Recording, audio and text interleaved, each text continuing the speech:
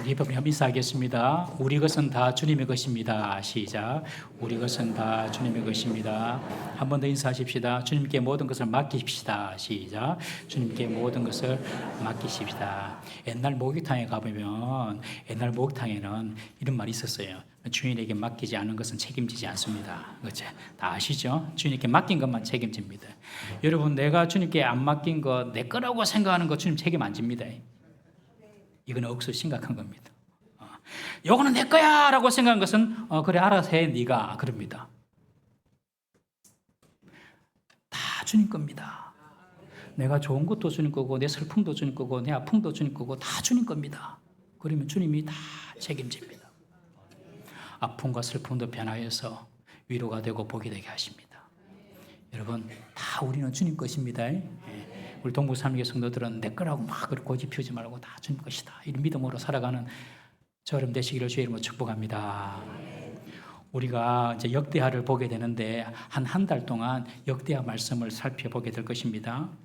우리가 성경 전체를 6년이면 다 보게 됩니다. 여러분, 성경 전체를 다 한번 볼 때까지는 아프지도 마시고 천국도 가지 마세요. 6년 동안 다 이게 성경을 살펴볼 텐데 여러분들 성경을 내가 보고 싶고 내가 읽고 싶고 내가 뭐 듣고 싶은 것만 봐서는 건강한 신앙생활 할 수가 없어요. 성경을 창세기부터 요한계시록까지 다 봐야 돼요. 어떤 교회는 그냥 요한계시록만 막 이렇게 하잖아요. 다 가짜예요. 그러면 안 돼요.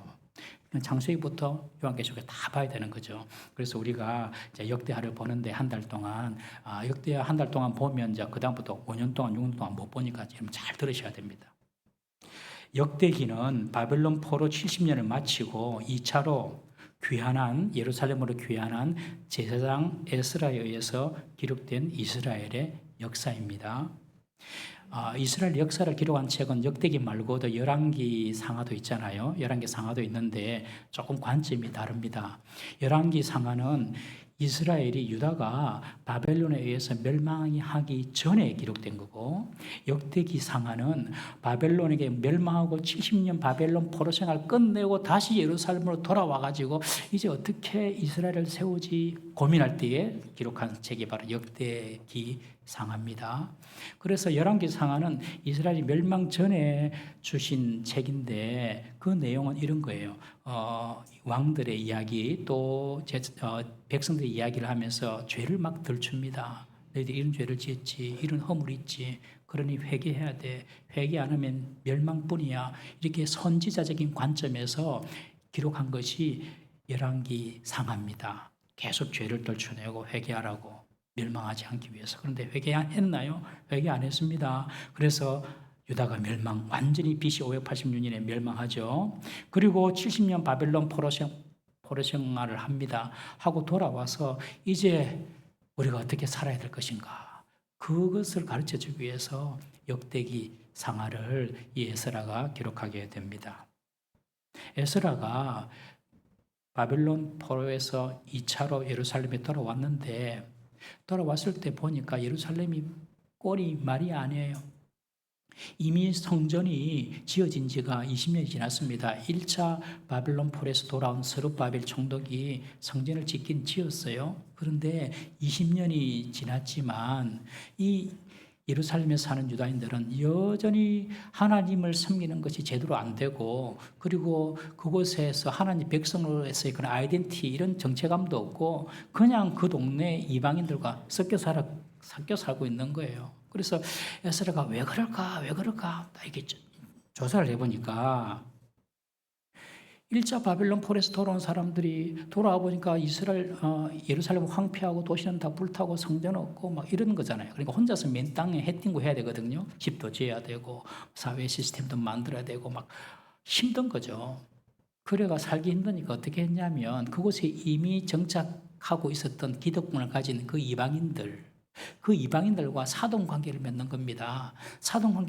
결혼을 통하여 사돈 관계를 맺어가지고 조금 덕을 보는 거죠. 그러니까 살고 있는 거예요. 그러니 믿지 않는 사람을 며느리로 사위로 받아들여가지고 믿지 않는 사람과 이렇게 막 섞여 사니까 하나님의 백성으로서의 그런 정체감이라든지 하나님 말씀 율법 지키고 이런 것들이 다 없어져 버린 거죠. 그래서 에스라서에 보면 뒤에 보면 에스라가 개혁을 하는데 결혼한 남편, 부인 중에서 아직 여호와를 믿지 않는 사람은 다 돌려보내라. 막 그런 이야기합니다. 아주 강력한 개혁을 하죠, 이 에스라가. 그래서 어쨌든 이 이스라엘 백성들이 믿지 않는 이방인들과 혼인하고 결혼해가지고 그렇게 살고 있는 것을 보고, 야, 이 이스라엘 백성들에게 다시 한번 영적인 각성이 필요하다. 영적인 정비가 필요하다. 그래가지고 이 역대기 상하를 씁니다. 에스라는 역대기를 통하여서 하나님의 축복이 어떻게 오는지, 그리고 하나님의 징계나 저주가 또 어떻게 오는지를 과거 유다의 역사를 통하여 보여주고자 한 것입니다. 하나님을 경외하며 하나님 말씀을 순종하였던 왕들은 축복을 받았지만 하나님을 떠나서 우상을 섬겼던 왕들과 백성은 결국 멸망당할 것이다. 그것을 지금 역대기를 통하여 보여주는 것이죠. 하나님을 잘 믿으면 하나님의 은혜와 복을 받고, 하나님을 잘 믿지 못하고 우상을 숭배하고 하나님 말씀에 불순종하면 징계가 찾아오고 저주가 찾아온다. 그 이야기입니다, 역대기가. 이런 말을 하면 사람들이 맨날 교회 가면 하는 소리가 그 소리가 막 듣기도 싫다. 맨날 예수님 잘 믿어야 된다 그러고, 예수님 안 믿으면 뭐 이상하게 된다, 지옥 간다 그러고, 하나님 말씀만 들어야 된다고 그러고. 그렇게 생각하시는 분이 계세요.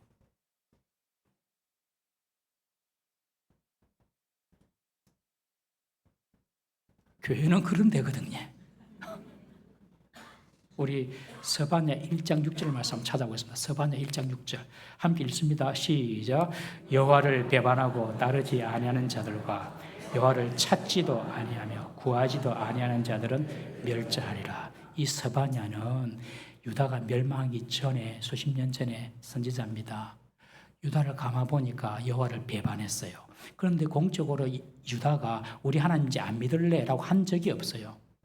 하나님만 믿은 것이 아니라 하나님도 믿고 바알도 섬기고 다른 아세라 우상도 섬기고 태양신도 섬기고 하나님만 믿어야 되는데 하나님도 섬겼어요. 이게 문제였어요. 그러니 이 스바냐가 너희들 하나님 그거 배반한 거야. 부인도 좋고 애인도 좋고 그러면 되겠습니까? 부인도 좋고 애인도 좋고 세컨도 좋고 서드도 좋고 포드도 좋고 막 이렇게 그거 아니잖아요, 그죠? 우리 교회 다니는 우리들은 바람 피지 맙시다. 옆에 분 인사합시다. 바람 피지 맙시다. 시작.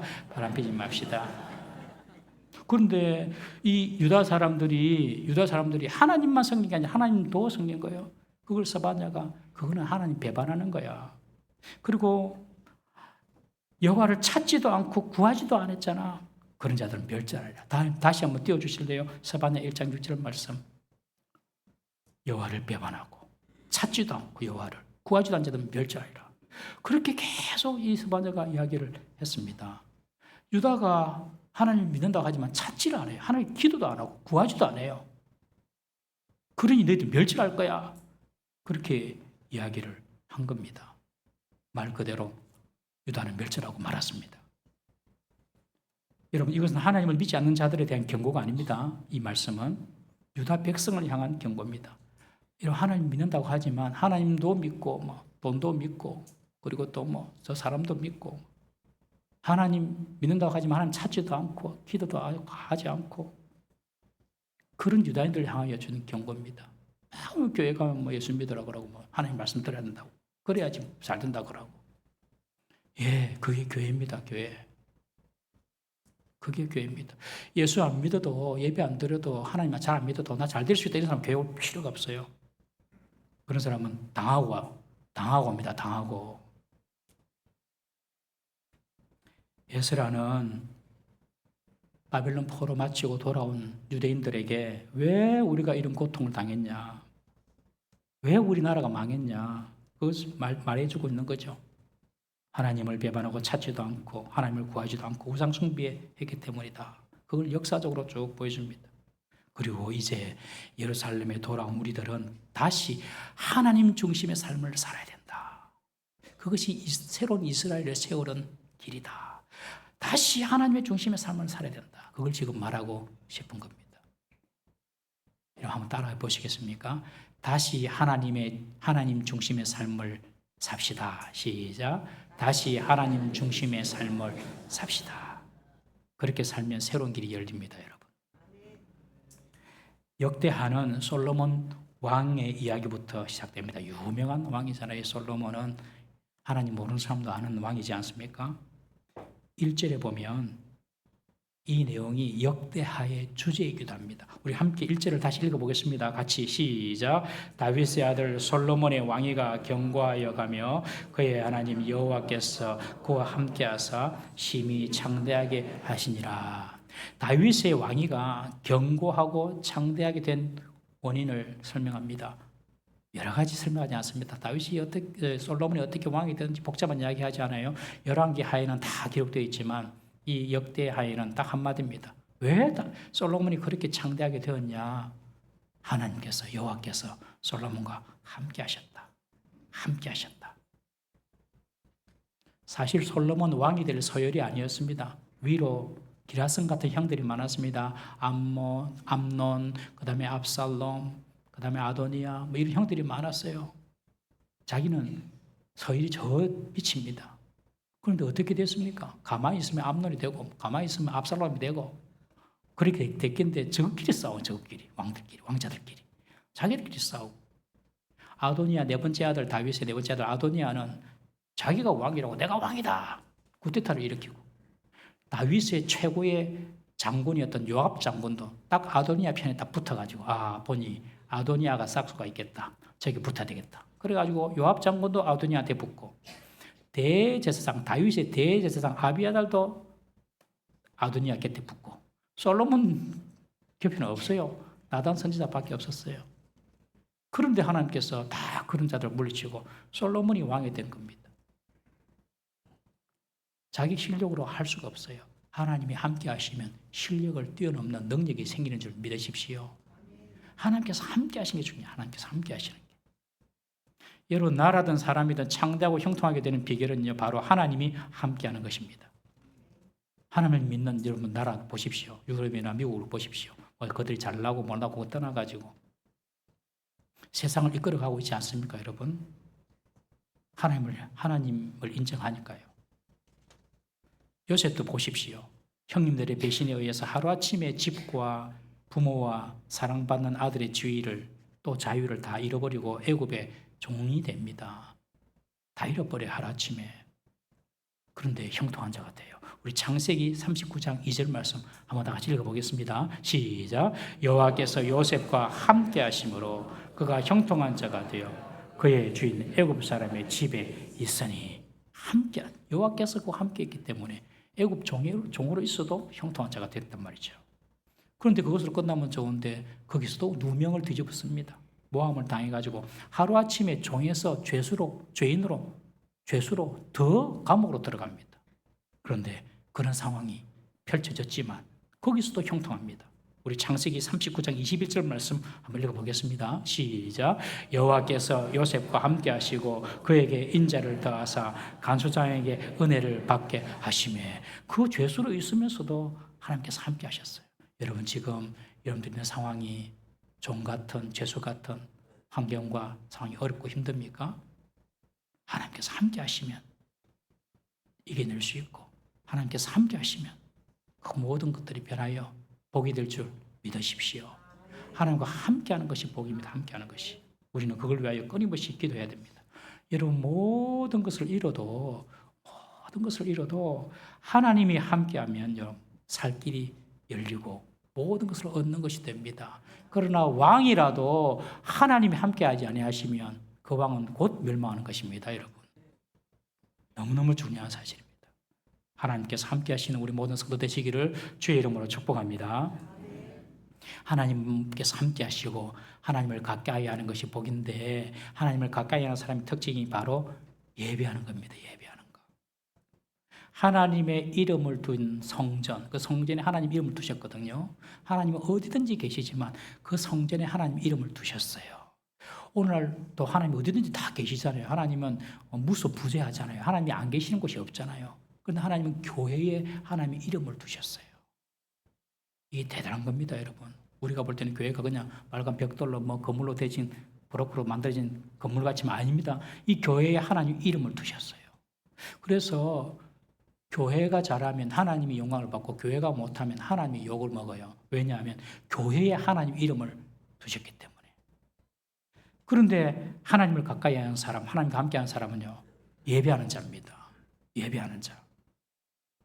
하나님과 함께하신 솔로몬의 왕위가 안정되고 이 솔로몬이 이제 본격적으로 이스라엘을 통치하기 전에 솔로몬이 가장 먼저 한 것이 바로 하나님께 예배하는 것이에요.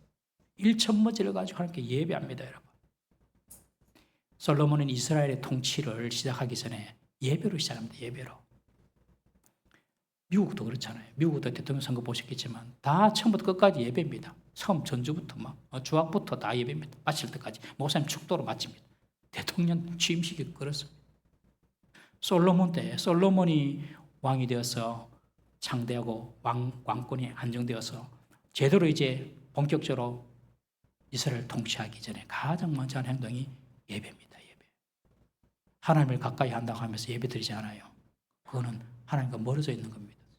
하나님과 멀어져 있으면 미안한데 진짜로 복이 멀리 있습니다. 하나님과 가까이 있어야지 복이 있습니다. 이게 제일 중요한 겁니다, 여러분. 예배가 아무것도 아닌 것 같지만요, 하나님의 이름이 있는 그곳에 모여서 찬송하고 기도하고 말씀 듣고 이것이 얼마나 중요한지 모릅니다. 이 솔로몬이 천부장, 백부장, 재판관, 방백들, 족장들 다 데리고 기브온으로 올라와서 하나님께 번제를 드립니다. 다윗 때에 언약궤를 예루살렘으로 옮겨왔거든요. 그런데 언약궤만 예루살렘에 있지 모세 때 지은 성막, 회막이라고도 하고 이 성막은요 여전히 기브온에 있었거든요. 그리고 그 성막 앞에 번제단이 있었거든요. 그것은 가져오지 않았어요. 그래서 이 솔로몬이 하나님께 왕이 되고 난 뒤에 가장 먼저 예배드리기 위하여서 사람들이 끌고 예루살렘 북서쪽 한 10km 정도 떨어져 있는 그 기본으로 올라갑니다. 여기 보면 천부장, 백부장, 족장, 그리고 또 방백, 재판관 이 사람들 데리고 가는 거예요. 이것은 백성들의 리더입니다. 백성들의 리더. 백성들의 리더들과 함께 먼저 예배의 본을 보내드리는 거죠. 이 솔로몬이. 백성의 지도자들 너희부터 먼저 예배에 솔선수범해야 된다. 그리고 뒤에 이제 백성들이 따라옵니다, 여러분. 여러분, 이것이 지도자의 책임입니다. 우리 교회도 마찬가지고 교회에서 직분을 받으면 다른 것보다도 예배에 충실해야 됩니다. 예배에 충실해야 됩니다. 아멘 조금 더 크게 나올 때까지 예배에 충실해야 됩니다. 봉사를 많이 하고 헌금을 많이 하고 그거는 별로 중요하지 않습니다. 필요하면 하나님 다 하십니다. 그런데 우리가 할 일은 예배에 충실해야 됩니다. 내가 교회에서 직분을 맡으면요, 예배 잘 되는 사람 제일 하나님께서 기뻐하십니다, 여러분. 그래서 백성의 지도자를 다 데리고 지금 기본으로 올라가잖아요. 거기서 이 솔로몬이 번제 단위에서 1,000마리의 희생 제물을 드립니다. 1,000 번제는 이 번자는 태울 번자입니다. 순번 번자가 아니고 그러니 1,000 번제가 아니라 1,000마리의 제물을 태워드렸다. 그런 의미거든요. 그런데 꼭 1,000마리냐? 그거는 학자들마다 의견이 분분한데 그 1,000이라는 의미가 완전한 많음을 의미하기 때문에 그만큼 이 솔로몬이 하나님께 제사를 드렸는데 지극정성으로 최선을 다하여 하나님께 1,000번제를 드렸다는 의미입니다. 그런데 그 번제단이 모세 때 있었던 번제단이 크기가 얼마나냐면 가로 세로 5규빗 그리고 5규빗은 한 규빗 한 50cm 정도 그렇게 잡으면 됩니다. 그리고 높이가 3규빗이었어요. 그러니 50cm로 한 규빗을 계산하면 가로 세로 2.5m, 높이 1.5m. 별로 안 큽니다. 별로 안 큰 그 제단에 1,000마리를 어떻게 태웁니까? 그러니 매일매일 태우는 거예요. 매일매일. 예배를 매일매일 드려요. 이것이 일주일이든지 수주일이든지 한 달이든지 몰라요. 그냥 그 재물 다 태울 때까지 그냥 한 달이든지 예배를 드린 거죠. 이 솔로몬은 하나님께 드린 양에 있어서도 최선을 다했지만 시간에 있어서도 최선을 다해서 하나님께 예배했습니다. 우리는 일주일에 1시간 주일 예배 딱 드리잖아요. 그죠? 1시간 예배. 그것도 아까워가지고 잘 못 드리고 바쁘다 핑계로 또 이렇게 제끼 부는 수도 있는데 우리하고 완전 차원이 다르죠. 이 솔로몬은. 그냥 수주일 동안 그냥 또 몇 달이 걸리는지도 모르겠습니다. 하나님께 예배 드렸습니다. 여러분 우리가 예배를 이렇게 마음을 다해서 힘을 다해서 예배해야 될 줄로 믿습니다. 이 솔로몬이 자기의 왕권을 시작할 때에 예배로 시작했다. 여러분 우리가 무엇을 하든지 항상 예배해야 됩니다. 직장에서도 개업을 할 때도 이사 갈 때도 항상 예배를 예배. 거기에 하나님 복이 임하는 것입니다. 여러분. 지금 바벨론 포로에서 돌아온 유다 민족에게 지금 에스라가 이야기하고 싶은 것이 이겁니다. 봐라. 솔로몬 때 그렇게 강성했던 솔로몬 때 예배로 시작했지? 우리도 이제 바벨론 포로에서 돌아와가지고 어떻게 뭘 할지 모르지? 예배로 시작하자. 예배로. 제대로 된 하나님께 예배로 시작하자. 지금 그것을 이 솔로몬 번제를 통하여 지금 에스라가 말하고 싶은 것입니다. 여러분 우리가 새롭게 되기를 원합니까? 예배부터 새로워져야 됩니다. 예배를 소중하게 여기셔야 됩니다. 어떤 분은 또 그렇게 말해요. 교회 예배가 너무 많다. 주일 오전 예배, 주일 오후 예배, 수요 예배. 우리는 수요일날 성경 공부하니까. 그리고 금요 예배, 또 뭐 새벽 예배, 또 요새는 가정 예배까지 드리라 그러나. 그러면서 예배가 5개거든요. 우리 교회 공적인 예배가 주일 오전, 오후, 그 다음에 금요, 그 다음에 새벽 예배, 그 다음에 가정 예배까지 5개 예배. 그거 딱 하나로 뭉쳐가지고 주일날 한번 딱 집중적으로 빵실하게 예배드리고 나머지 알아서 하자. 그럼 얼마나 좋겠노? 이렇게 생각하시는 분도 계세요. 예배가 너무 많고 번거롭다. 예배가 번거롭다. 이렇게 생각하시는 분은 하나님의 복으로부터 떠날 사람입니다. 말라기 1장 3절 말씀 한번 읽어보겠습니다. 말라기 1장 3절 시작. 만군의 여호와가 이르노라. 너희가 또 말하기를 이 일이 얼마나 번거로운고 하며 고슴치고 훔친 물건과 저는 것 병든 것을 가져왔느니라. 너희가 이같이 봉헌물을 가져오니 내가 그것을 너희 손에서 받겠느냐. 이는 여호와의 말이니라. 아니 제물을 드리는데 흠도 없고 티도 없어야 되고 상처도 없어야 되고 막 뭐 1년짜리도 데리고 와야 되고 막 복잡하거든요. 너무 번거롭다. 너무 번거롭다. 대충 드리면 안 되잖아. 그렇게 그들은 생각했다는 것이죠. 예배 드리는 것이 너무 번거롭다. 예배 드리는 것이 그냥 그냥 석관에 의해서 그냥 드리지는 그런 예배. 아유 자꾸 번거롭다. 여러분들 그런 마음으로 교회 오면 하나님의 복이 멀리 있습니다. 그걸 꼭 기억해야 돼요.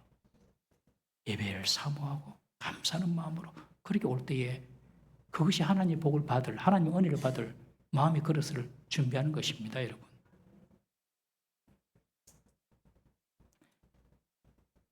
솔로몬이 이런 지극정성으로 예배를 드리는 그날 밤에 7절에 보면 그날 밤에 여러분 하나님은요 예배하는 자를 찾아오십니다.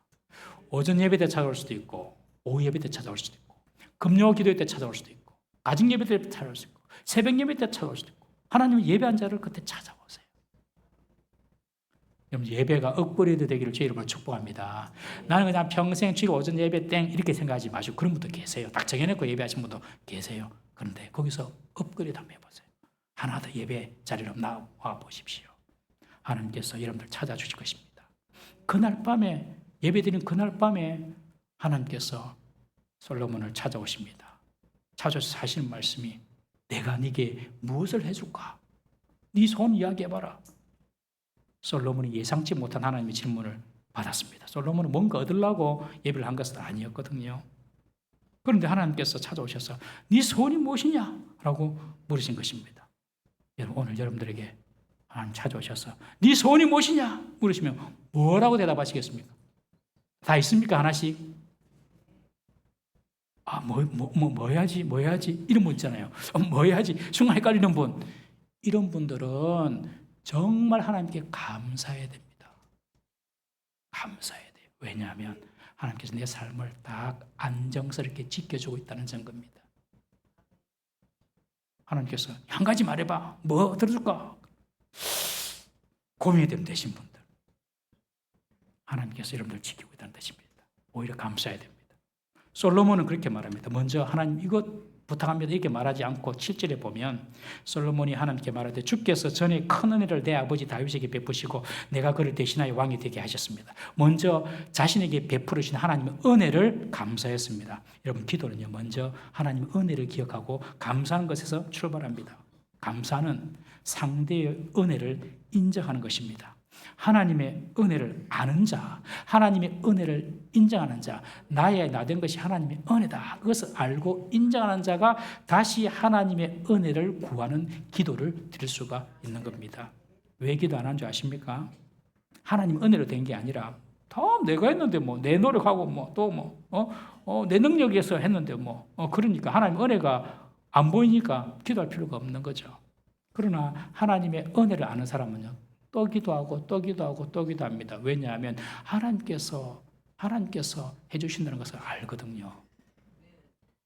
그래서 솔로몬이 먼저 기도하기 전에 하나님께서 나 같은 자를 다윗을 이어 왕이 되게 하신 것을 감사합니다 하고 기도합니다. 여러분들 기도는 항상 감사부터 출발하십시오. 그리고 이 솔로몬이 두 가지 내용을 강구합니다. 첫 번째는 다윗의 나라가 영원히 설 것. 하나님께서 우리 아버지 다윗에게 준 약속이 있죠. 네 후손들이 영원히 설 것이다. 그 약속을 지키십시오. 지금도 이스라엘이 다윗의 별을 그려놓고 있지 않습니까? 국기가 다윗의 나라입니다. 다윗의 나라.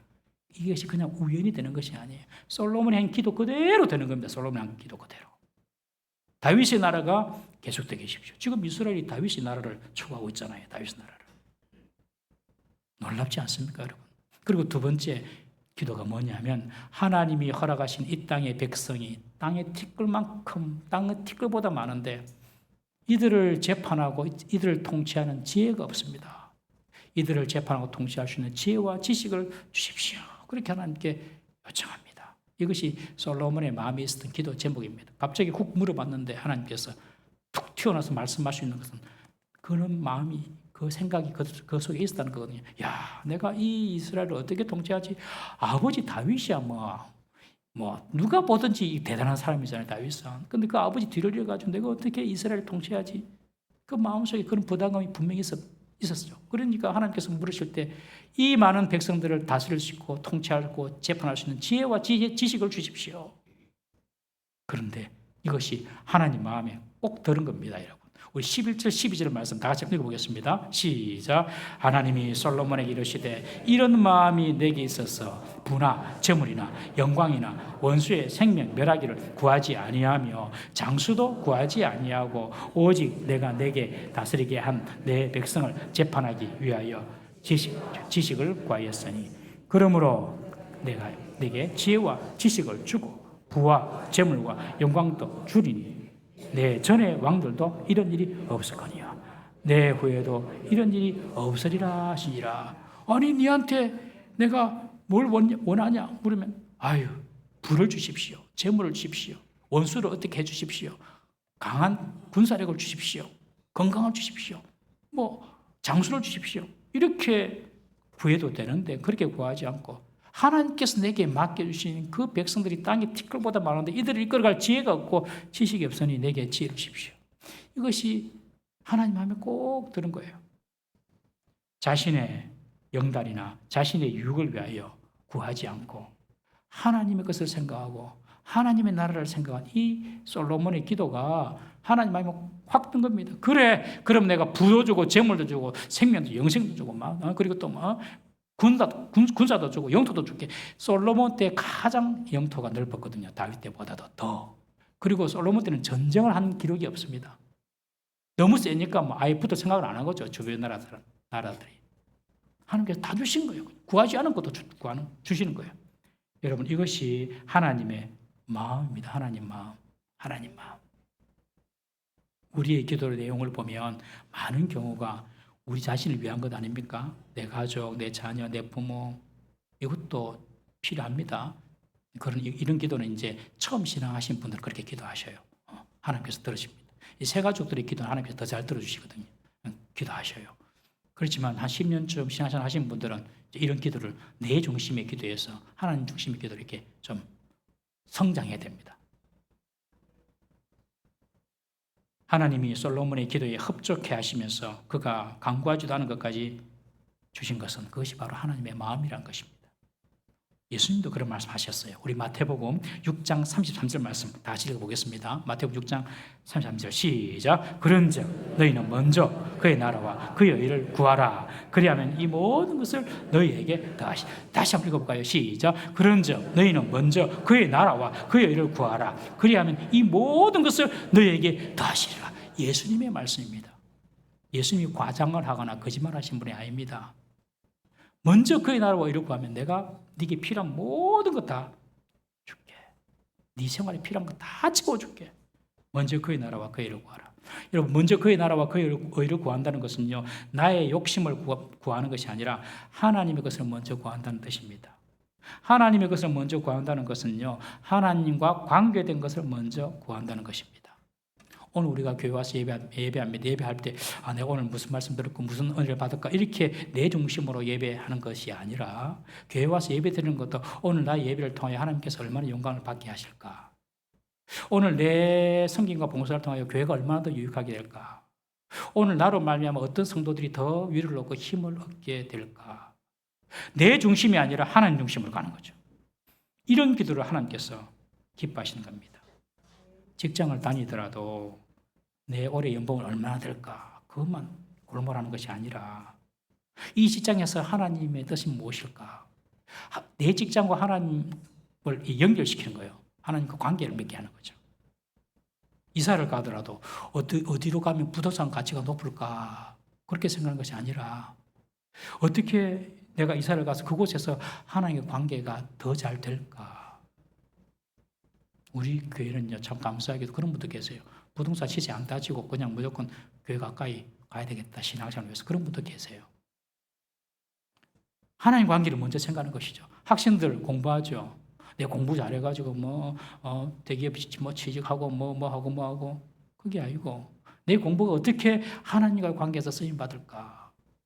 우리가 자녀를 양육할 때도 그렇습니다. 자녀를 키울 때도 이 아이가 어떻게 하나님과의 관계 속에서 자라게 할까. 여러분, 그런 마음을 가지면 하나님께서 구하지 않은 것도 다 채워주십니다. 하나님께서 그런 말씀하십니다. 이런 마음을 네가 가졌네. 이런 마음을 가졌네. 옆에 분 보시면서 인사합시다. 이런 마음을 가졌네. 시작. 이런 마음을 가졌네. 그 마음입니다. 이런 마음을 가졌네. 하나님 감동. 이런 마음을 가졌네. 여러분, 하나님이 귀하게 보시는 마음, 하나님 나라와 의를 먼저 구하는 마음, 이런 그런 마음으로 살아가는 우리 모든 성도 되시기를 주님의 이름으로 축복합니다. 우리 한번 기도하겠습니다. 우리 이 시간에 지금까지 우리는 어떻게 살았고 무엇을 가까이 하려